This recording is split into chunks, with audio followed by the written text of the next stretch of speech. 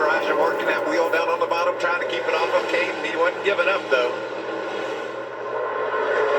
I know Raja Karuth in that 71 announced he is going racing in the Xfinity Series next year.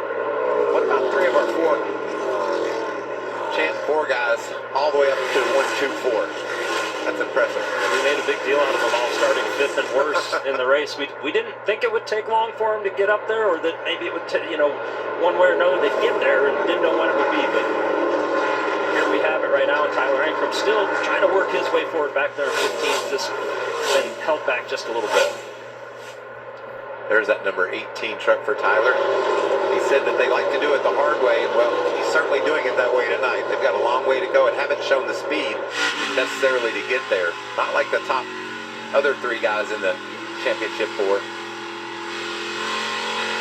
See him just having to work the throttle there off turn 2.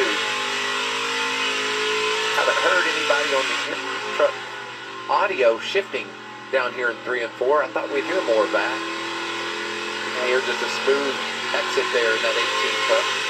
And the drivers told us, Michael, they thought as the pace fell off maybe a little bit that's what would bring that to them, the ability to possibly shift. But right now the pace is not falling off a ton from where they're starting, and evidently just not enough for them to think that that's an option. We'll have to keep an eye out for it on the restarts, as we see right here. Chandler Smith trying to make up a position. He's still a lap down, so that's actually not a battle for position right now.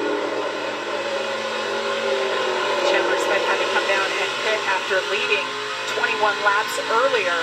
He's in a position to get the free pass if there's a caution. So every position matters because he wants to see how fast that truck is, but he needs a caution. Look at this mess. Here's Lane Riggs on the go. Remember, he had to start in the back, had to do the drive-through penalty as well. He was able to keep it on the lead lap, though, and that was key. He got close to that inside pit wall when he cut the corner down there.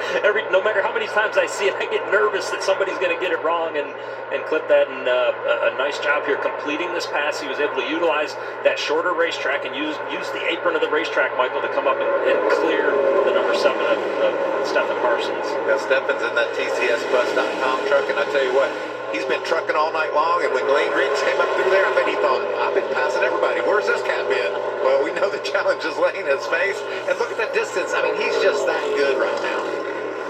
Lane Riggs up to 8th spot. Remember, that team is still in the owner's hunt, the owner's championship.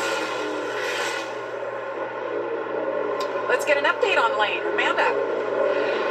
Yeah, Jamie, after qualifying, I was walking back to the haulers with Scott Briggs, his father, and we were just talking about how calm Lane maintained himself during that moment of qualifying, of just trying to get that truck ready to get out there and get that pole position. Scott told me that I'm so happy that Lane will follow what I do, but not always do what I do. He's just so proud of his son, and when he comes to that truck, Lane is free in and off, but tight to the center, guys.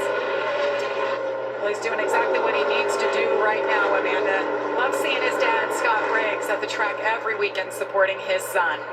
Meanwhile, Corey Heim continues to lead. This is the most laps Heim has ever led at Phoenix. Just a little bit. And that gap for the lead is certainly closing. You mentioned it, Regan, under a second. This is getting good, guys. We knew Ty Majeski, I said in the opening, he's not giving anything to Corey Heim right now. As you see him sliding us back in off turn 2 there. He knows he can go up and win this race. It's like a flashback to last year. Heim and Majeski were 1 and 2 for 119 laps here until Heim got that penalty. Listen. Oh, there it is. And I got to wonder, as we look at the conditions right now, it's dark. The track is fully shaded right now. And thinking back to last year when Ty Majeski was at his best, was at the very end of that race. And it seems like maybe just slowly but surely, they go lap for lap, right? Who's better, who's worse. But it seems like as this thing is getting closer to the conditions that we would expect at the end, maybe Ty is just gaining on it just a little bit.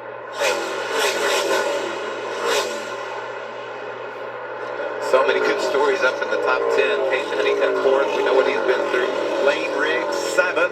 after all his issues,